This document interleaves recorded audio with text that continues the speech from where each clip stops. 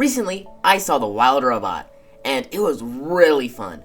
Critics and audiences said the movie was amazing, so honestly, my standards were pretty high.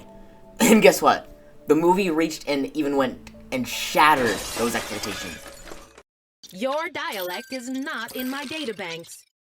Roz is a robot. We all know that. It's called The Wild Robot. And basically, at the beginning, she starts as a really generic robot, and all she does is, her purpose is to do tasks. And her voice is really robotic, and her actions and how she behaves is very oblivious to what nature is.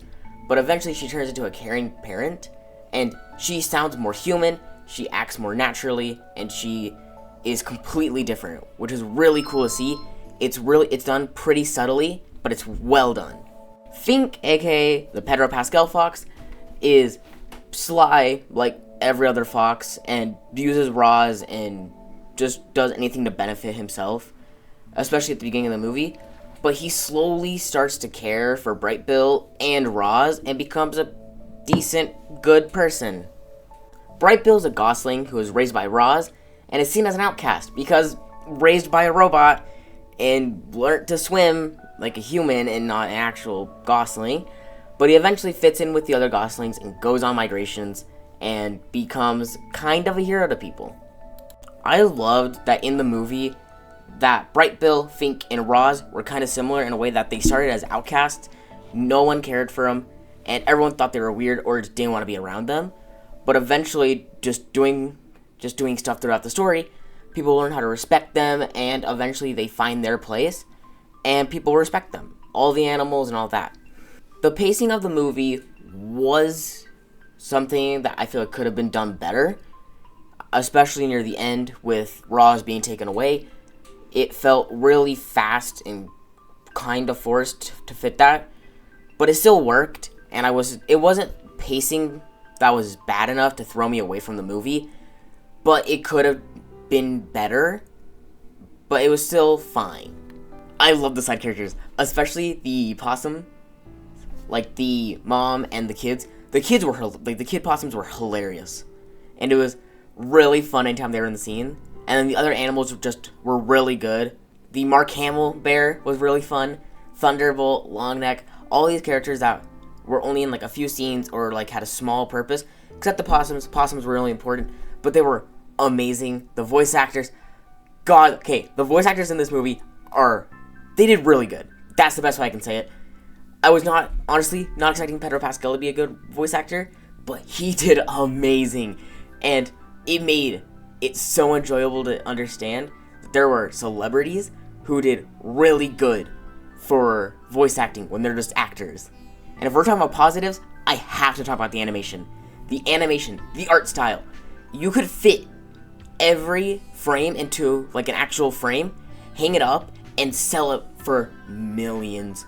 I have seen art pieces that are really like minimalism, and they sell for more money than this movie's budget was, which isn't fair, and I feel like this movie it's just a work of art. That's what it is.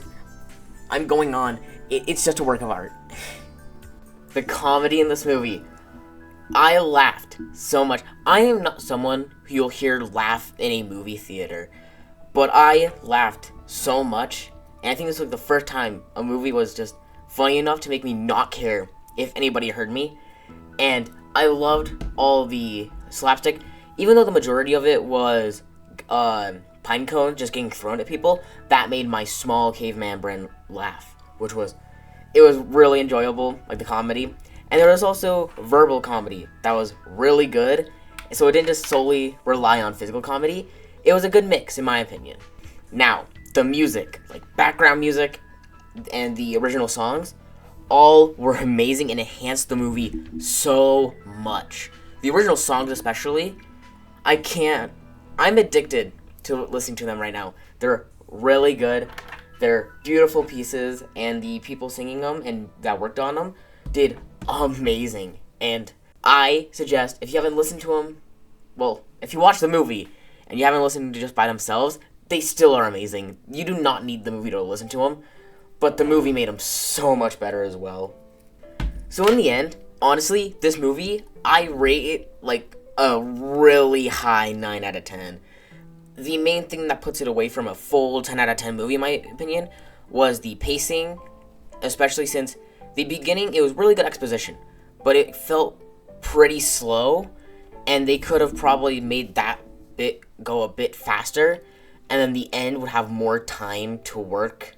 But other than that, it's a great movie. If you haven't watched it, it should be in theaters still, and I highly suggest watching it. It is a great movie, and I highly suggest it. And that was my first review of a movie on the channel. So if you liked it, subscribe. And if you liked it, I hope you stay around for my content. Okay, see ya!